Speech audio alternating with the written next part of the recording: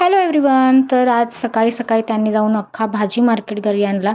रागारागाने आणला खरं तर, कारण 2 दिवसांपासून मी त्यांच्या मागे लागलेले, भाजी नाही आहे, हे नाही ते नाही म्हणून त्यांनी असं केलं.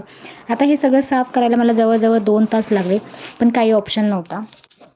त्यानंतरचं सगळ्यात बोरिंग काम म्हणजे तूप करायचं होतं. सो ते करून घेतलं. काल तीर्थाच्या स्कूलमध्ये ॲन्युअल डे होता. सो तिला मस्त निलोफर दीदीने असं छान रेडी केलं होतं. तिचा मेकअप छान केला होता. तीसुद्धा खुश झाली होती. घरातून निघताना असं वाटलं की आपणच आता सगळ्यांच्यात लास्ट जाणार आहोत. पण तिथे गेल्यानंतर असं समजलं की आपणच सगळ्यात लवकर आलेलो आहोत, कारण बरेचसे लोक अजून यायचे बाकी होते. प्रोग्राम स्टार्ट व्हायला अजून बराच वेळ होता. साईसुद्धा मध्ये मध्ये बोर होत होता. एकदाचा प्रोग्राम स्टार्ट झाला. तिथं पहिल्यांदा स्टेजवर परफॉर्म करणार होती. ती घाबरली नव्हती, पण मी मात्र माझा श्वास रोखून तिच्याकडे पाहत होती. त्या क्षणी मला समजलं, पालक होणं म्हणजे खरंच प्रत्येक काळी स्वतःचं आयुष्य ऐकण्यासारखं आहे.